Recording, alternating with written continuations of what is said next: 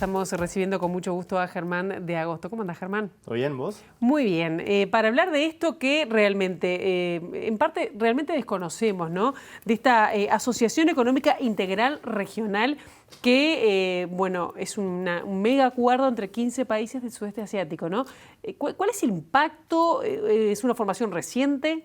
Sí, es una formación que tiene un poco más de una semana y lo que vos dijiste efectivamente es el acuerdo regional más grande firmado, porque justamente involucra 15 países, pero dentro de esos 15 países vos tenés a China, tenés a Japón, tenés Nueva Zelanda, tenés a Australia, o sea que es un conjunto de países de lo que es la ASEAN, que es la Asociación de Naciones del Sudeste Asiático, que ahí tenés 10 países, y después se integran Nueva Zelanda, Australia, Corea del Sur, Japón y China. Entonces ahí te queda el panorama conformado de esos 15 países. Claro, que inicialmente estaba India y se fue, ¿no? Inicialmente estaba India y se fue principalmente por tensiones más vinculadas a la frontera con China, tensiones más políticas, y aparte porque también tiene un déficit comercial muy importante con China y entendía que bajo las condiciones que se abrían a la luz del acuerdo iba a salir perjudicada. Pero eso no quiere decir que la puerta esté cerrada, todo lo contrario, o sea, esa puerta está abierta y cuando vos pensás en términos de la trascendencia, ¿no? Esa frase de que es el acuerdo más grande, y bueno, es el acuerdo más grande porque representa más o menos el 30% del PIB mundial y el 28% del comercio global. Y si en términos de habitantes vos tenés más o menos 2.200 millones, que también es casi un tercio de la población mundial. Si por sobre eso le ponías a India, tenías 1.400 millones de personas más. O sea que eso da como la pauta de la relevancia que esto tiene, ya solamente desde el punto de vista de la magnitud de lo que están involucrados. Claro. Solo económico, es de intercambio económico. Sí. Por ahora tiene distintos capítulos, pero sí, en el corazón es justamente eso, pero por el trasfondo, porque vos lo podés medir en dos términos de relevancia. La relevancia vinculada a los números que hablamos, que son impactantes, pero también el contexto en el que está firmado el acuerdo, que además de ser un contexto de pandemia, donde los flujos comerciales están muy deprimidos, es un contexto donde hay una tensión geopolítica por el liderazgo global.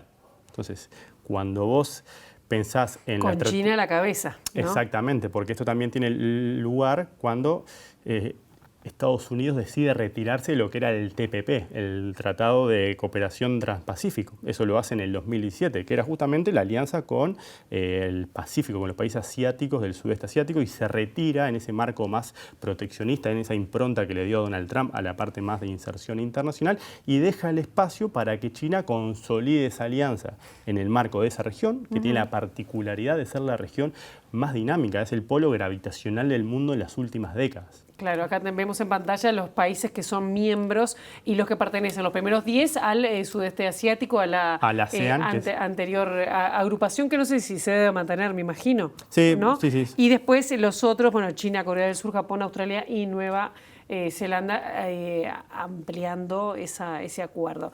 Si lo capaz que te estoy poniendo en un brete, pero si esto representa el 28% o 30% del comercio mundial, para tener una idea de equivalencias, por ejemplo, la Unión Europea, ¿cuánto representa? No en población, que esto es mucho más, ¿no? Claro, eso es mucho más. Y si te diría, capaz que tengo el temor de equivocarme. Así que si querés te lo busco de deberes y te lo traigo el martes que viene. Esa es la respuesta más honesta que te puedo dar. Me colocaste. pero es más significativa. Vos pensá, no más que ya Japón y China están dentro del top 5 de países más grandes del mundo. Ya solamente China, hay que pensar que también China en el 1980, cuando comienza todo este proceso de internalización, China representaba el 2% de la economía mundial. Hoy representa más del 18% y superó en el 2017 a Estados Unidos como la economía más grande del mundo. Y hay un gráfico que es interesante, que entiendo, a mi entender, está como el trasfondo de todo esto, bastante ilustrativo de lo que está pasando, y es un gráfico que es muy famoso, que se conoce como el elefante de Branko Milanovic. Branko Milanovic es un economista serbio que se ha dedicado a los temas de desigualdad, y es un gráfico que en este eje tiene cómo ha evolucionado el ingreso per cápita del mundo. Y en este otro gráfico de abajo, no sé si lo estoy mostrando bien, lo tenías que hacer para acá, pero lo que tiene es la distribución del ingreso mundial. Entonces lo que hace es un elefante porque te muestra que en realidad el ingreso creció mucho en los países más pobres, que justamente es el sudeste asiático. Entonces ahí se va conformando la parte del elefante. Después se estanca y cae en la parte de lo que sería la clase media rica de Occidente, principalmente Estados Unidos y Europa. Y ahí baja ese ingreso a medida que te mueves en la distribución de ingresos como si fuera la trompita, y después la trompa vuelve a subir en lo que es el 1% más rico del mundo. Entonces vos tenés esas dos cosas. Por un lado tenés el crecimiento y dinamismo del sudeste asiático que saca un montón de gente de la pobreza extrema en ese marco Claro, de la venían globalización. de un piso muy bajo, ¿no? Claro, salen entre el 80, estos más o menos del 88 y el 2008. Salen de un piso muy bajo de subsistencia Claro. casi, pero crecen muchísimo. Y después eso es a costa de la clase media del mundo industrial, que eso también es lo que te explica el impulso proteccionista o de otra manera la emergencia de un líder como Trump, que justamente lo que hace es promover un cambio en el ordenamiento internacional, en las reglas que venían orientando la estructura económica del mundo desde la Segunda Guerra Mundial, donde fue un generador de las reglas justamente del juego, y es ese orden lo que hoy está interpelado. Entonces vos tenés ese proceso de dinamismo. La Organización Mundial de Comercio. Eh, Como ordenador del comercio está interpelado. Bueno, de muchas reglas comerciales, no solamente del comercio, sino de incluso monetarias, financieras, de todo lo que es la estructura económica, siendo una parte justamente la parte comercial, pero de todo lo que ha sido el mundo post-Segunda Guerra Mundial. Y lo que tenés entonces son esas dos tensiones, ese crecimiento extraordinario del sudeste asiático que se choca con esa otra representación del mundo hoy, que es ese descontento con la globalización, que es el que le da la puerta de entrada a líderes como Trump. Y lo que hoy están chocando es ese liderazgo global. China en realidad capturó y logró capitalizar ese proceso de globalización que tuvo lugar durante las últimas décadas. Y Estados Unidos perdió pie. Y hoy lo que vos estás viendo es una manifestación más o un pilar más de una estrategia mucho más amplia de China por el liderazgo global. Tenemos que ir cerrando, pero digo, ¿qué podemos llegar a esperar desde una zona tan alejada, tan al sur?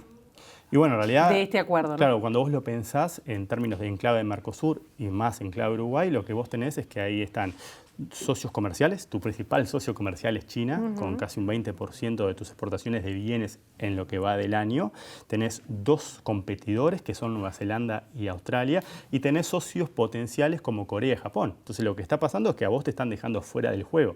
Los países a los que vos le vendés y los en los que vos competís, hoy tienen una alianza por la cual se va a facilitar los mecanismos de intercambio comercial. Entonces eso relega o empeora la situación. Aranceles. Claro, con mucho menos aranceles. Sí, hay como una O sea rebaja que que alcanza el sí 90%. o sí hay que fortalecer la Unión Europea-Mercosur, ¿o no? Una lectura rápida y simple. Y bueno, ahí de vuelta te va a jugar la geopolítica, no pensando nosotros que somos chiquitos Claro. y debemos replegarnos a la agenda las oportunidades que tengamos, que es complicado porque las condiciones que hoy están para ese tratado son bastante más complicadas para ratificación. Pero sin duda que Estados Unidos y Europa, bueno, no hay ese vínculo, está latente desde el punto de vista de la geopolítica y de que hoy está en disputa ese liderazgo entre lo que podría ser Oriente y lo que podría ser Occidente. Entonces ni Europa ni Estados Unidos, y por ende nosotros deberíamos estar ajenos a todo este proceso. Después cómo Uruguay pueda capturar las oportunidades, bueno, pero es una discusión que lleva años y que no hay avance de la plataforma que tenemos para integrarnos al mundo.